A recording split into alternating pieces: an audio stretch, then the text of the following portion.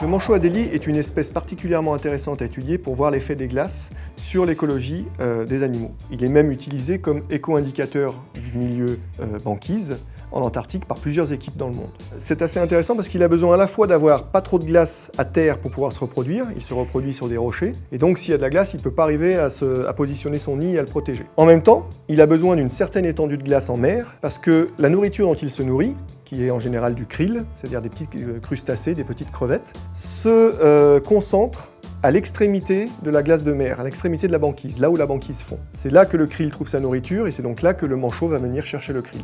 Donc il faut des conditions de glace qui soient optimum pour qu'il y ait suffisamment de krill en mer pour que le manchot trouve suffisamment de nourriture et pas trop loin de la colonie où il se reproduit. Donc sur Dumont d'Urville, on a un suivi au long terme, ça fait maintenant plusieurs décennies que l'on suit l'activité à terre de reproduction et l'activité en mer, donc de nourrissage, des manchots Adélie. Et cela nous permet de comparer d'une année sur l'autre quelles sont les conditions de glace que les animaux rencontrent en mer et comment celles-ci peuvent impacter justement leur activité. En suivant les trajets et le comportement des animaux en mer, on s'est rendu compte que certaines années, l'étendue de la banquise était telle que ça forçait les manchots Adélie à aller se nourrir très loin, à trouver de la nourriture très loin depuis leur nid.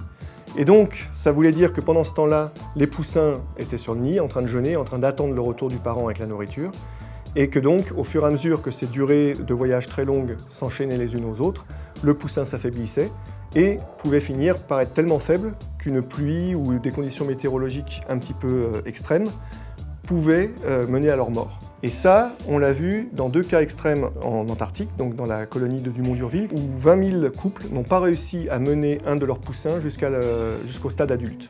Autrement dit, tous les poussins issus de 20 000 couples de manchots Adélie étaient morts cette année-là. En péninsule antarctique, la situation est complètement différente.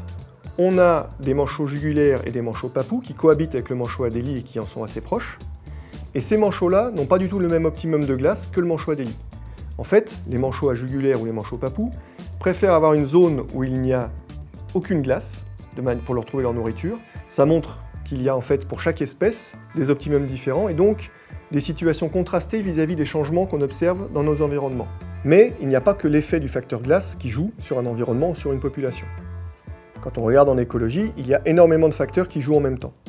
S'il y a moins de glace, cela veut dire que les humains peuvent venir pêcher, peuvent venir simplement en touristes, et que donc, si on prend l'exemple des pêcheries, les manchots qui se nourrissent, comme les manchots jugulaires et papous, en pleine mer, se retrouvent en compétition avec les humains pour les ressources.